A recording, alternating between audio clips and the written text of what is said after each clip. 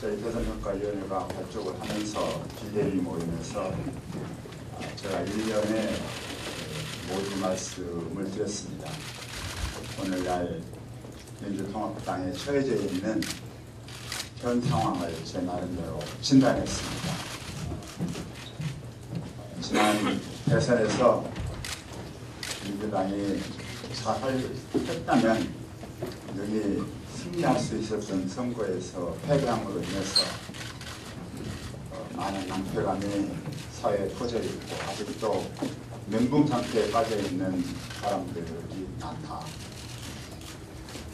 이렇게 말씀을 드렸습니다. 그리고 더욱이나 심각한 것은 지난 총선 대선에서 실패했을 뿐만 아니고 민주당은 미래에 대해서 희망을 갖지 않는 그런 사람들이 과거 민주당을 지지했던 사람들 가운데서도 적지 않게 발견된다고 하는데 있다고 생각합니다. 이게 민주당의 숨길 수 없는 오늘의 현실입니다. 이런 상황 속에서 국민의 신뢰를 회복하기 위한 첫 번째 조치는 응당 대선에 대한 좀 더 객관적이고 명확한 사실 규명이라고 생각합니다. 이런 역사적 소명을 가지고 대선평가위원회가 어제 발족을 했습니다. 발족을 하면서 저희 위원회가 앞으로 운영되는 기본 방식, 원칙에 대해서 몇 가지를 이미 천명했습니다. 이것을 오늘 대선평가위원회 위원님들께서 첫 모임을 하고 있으므로 제가 간략하게 다시 한번 그것을 말씀드리겠습니다. 평가위원회 운영의 가장 중요한 원칙은 독립성과 자율성입니다.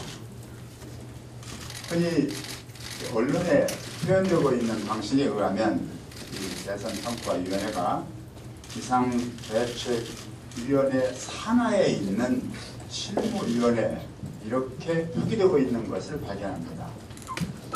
이것은 잘못입니다. 비상대책위원회 산하기구가 아닙니다.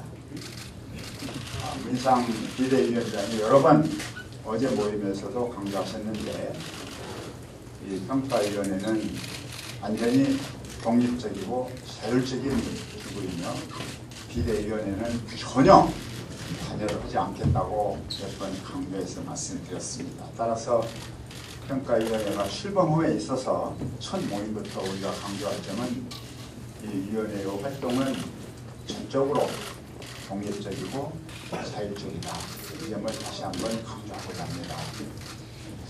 두 번째로는 어떠한 계파나 어떤 이념 성향의 영향을 받지 않을 것입니다. 이것을 넘어설 것입니다. 초월할 것입니다. 그리고 오로지 객관적인 사실 규명에 진력을 다할 것입니다. 그리고 아울러서 제가 강조했던 것은 모든 쟁점이 다 개방적이다, 다 열려있다. 어떤 쟁점이건 우리가 최대한 노력을 해서 사실 규명에 앞장설 것이다 라고 제가 말씀을 드렸습니다. 그러나 저희들이 다루려고 하는 쟁점이나 또는 평가는 대선의 모든 것을 다루겠다고 하는 것이 아니고 또 민주통합당의 모든 측면을 다루겠다고 하는 것이 결코 아닙니다. 과거의 문제점을 모두 들춰내겠다고 하는 것은 전혀 아닙니다. 우리가 지향하는 것은 미래지향적입니다. 민주통합당의 새로운 출발, 환골 탈퇴를 위한 기본 조건을 대선에 대한 명확한 평가로부터 시작하자고 하는 것이기 때문에 분쟁을 야기시키는 평가라기보다는 미래를 여는 평가에 주목을 할 것입니다. 그러기 위해서는 많은 분들의 질문이 필요합니다. 설문이 필요합니다. 또 국민들이 어떻게 생각하는지 의견을 묻고 참여할 수 있어야지 됩니다. 그래서 여러분들의 적극적인 협력을 제가 부탁을 드리는 그런 상태입니다. 그리고 다른 하나의 중요한 원칙으로 제가 말씀드린 것은 투명성과 개방성의 원칙입니다.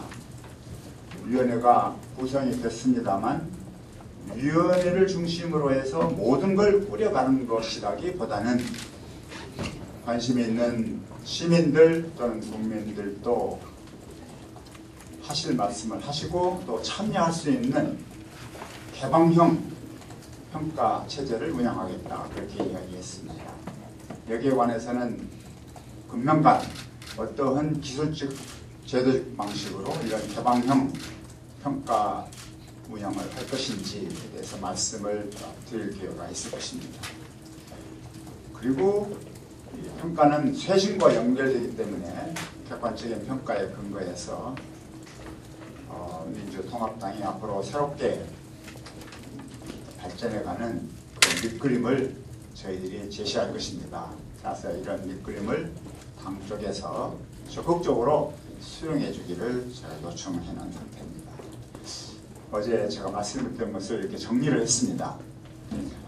오늘 첫 모임에서 제가 몇 가지 점을 더 강조하고자 합니다. 이것은 일종의 방법론적인 그런 문제가 되겠습니다. 평가를 과연 어떻게 할 것인가, 이런 문제가 되겠습니다. 이미 암시가 됐습니다만 평가의 범위는 대단히 한정적이고 제한적입니다. 선거의 모든 과정, 모든 문제를 다 다루겠다. 이것은 명백히 저희 위원회의 임무가 아닙니다.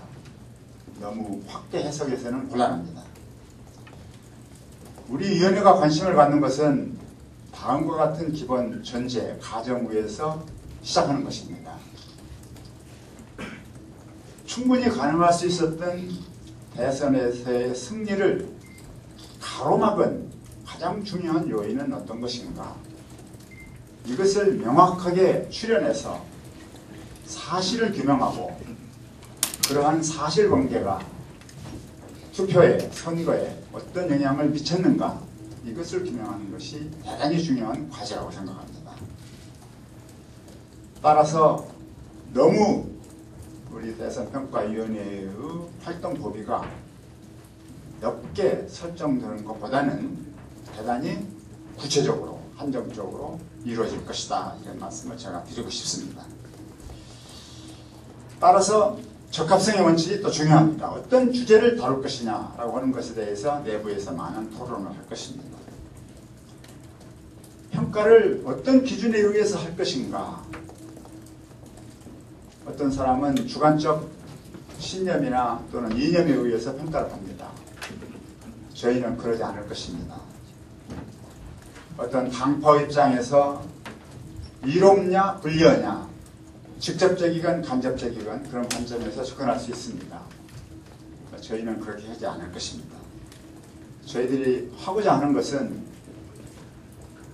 중요한 쟁점이 사실관계가 선거에 어떤 영향을 미쳤느냐, 이걸 통해서 대선에서 승리할 수 있었던 선거가 왜 패했는가 라고 하는 것을 명확히 규명하는 것이 목적이라고 저는 생각합니다. 그리고 이 평가의 범위라고 할까요? 기간은 민주통합당 안에서 후보 경선 과정으로부터 시작을 해서 투표에 이르는 전체의 과정 안에서 위원회가 깊게 조명을 해야지 될 중요한 쟁점들을 추려내서 평가를 할 것입니다. 몇 가지 예시를 드리겠습니다. 예컨대 오늘날 후보 경선 과정에서 모바일 투표가 좋은 것이냐 나쁜 것이냐, 어떤 결과를 가져오느냐, 이런 것에 관한 많은 논의가 있습니다. 여러 입장이 있을 수 있습니다. 이런 모바일 선거제도가 도입되는 역사적 배경이 있고 그걸 통해서 성취해야지 될 어떤 목표가 있었습니다. 그러나 현실은 이것과 달리 나타난 측면이 있었습니다. 따라서 그 부분에 대한 좀 더 정확한 사실규명이 필요합니다.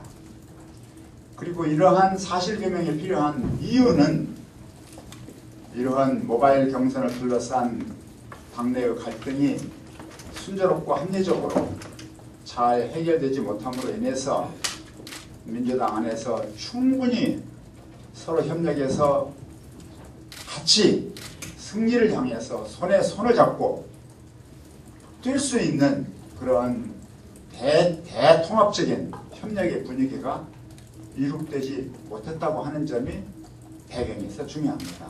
그런 요인으로 인해서 승리의 길에 내부적인 장애가 일어났다. 이렇게 생각할 수 있습니다.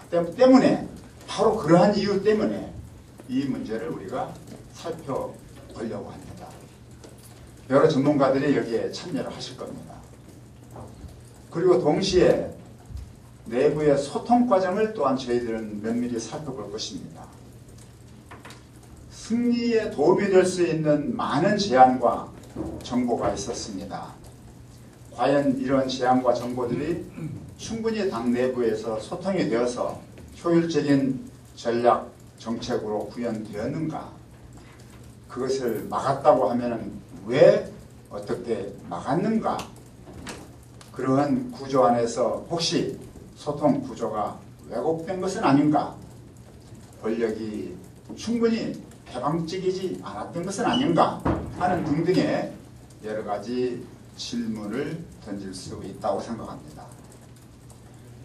마찬가지 이유로 잘했으면 아름다운 단일화가 충분히 가능했고 또 아름다운 단일화를 했다고 하면 그 시너지 효과가 대단히 컸을 것으로 예상됩니다만 그것이 이룩되지 못했습니다. 그것으로 인해서 대선에 많은 영향을 미쳤습니다. 바로 이런 이유로 과연 좀 더 멋있는 아름다운 단일화의 길을 막았던 요인은 과연 어떤 것들인가, 이런 것들을 깔끔하게 객관적으로 조명하고 그것이 대선에 미친 영향을 분석함으로 인해서 대단히 예민하지만 중요한 쟁점을 저희들이 다루고자 합니다. 몇 가지 예를 말씀드렸습니다. 저희들이 앞으로 하고자 하는 것은 결코 어떤 당파나 이념에 좌우되지 아니하고 냉정한 객관적인 사회과학적 방법론과 입장에 서서 문제를 조명하라고 또 그 기초 위에서 민주통합당이 앞으로 걸어가야지 될 새로운 방향을 탐색하고자 합니다. 저희들이 이미 말씀드렸지만 그 위원회의 활동 상황을 저희 내부에 또는 외부에 알릴 수 있는 소통 체계를 아주 원활하게 꾸려갈 것입니다. 따라서 언제고 저희들이 판단해서 옳다고 생각하고 필요하다고 생각하면 언론 매체 여러분들께도 물론 말씀을 드리고 협력을 구할 것입니다. 앞으로 많은 관심과 지원을 부탁합니다. 감사합니다.